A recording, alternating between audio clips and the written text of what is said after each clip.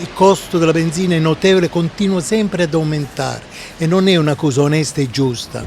Se ci conviene bene, altrimenti camminiamo a piedi come stiamo facendo noi stamattina. Sono spese che fanno un po' male, diciamo, a noi come famiglia. Con 10 euro non cammini neanche 2 giorni.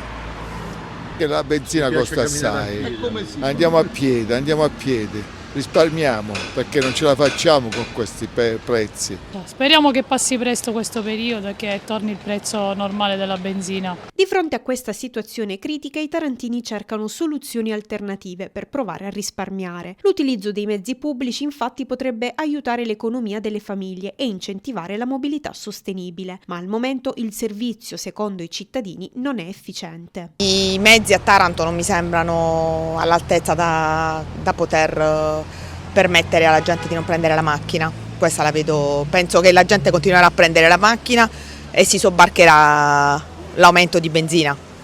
Che come mezzi pubblici siamo messi male a Taranto, quindi specialmente per chi abita in periferia è costretto a usare il mezzo privato. Con questi aumenti lo dobbiamo usare con parsimonia, ma lo dobbiamo usare, altrimenti restiamo chiusi in casa. Ci vuole solo un'organizzazione ben coordinata e laddove ci sono delle strade un po' strette cercare di evitare di fare i doppi parcheggi, cioè le doppie file, per cui i pullman non possono neanche passare, perché io abito qui in via Liguria e mi accorgo che veramente ci sono problematiche inerenti al traffico dei mezzi urbani.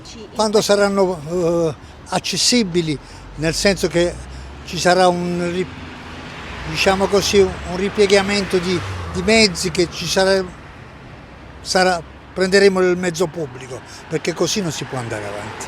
Noi ci auguriamo che questa città possa andare avanti, non bloccarsi come adesso, è bloccata.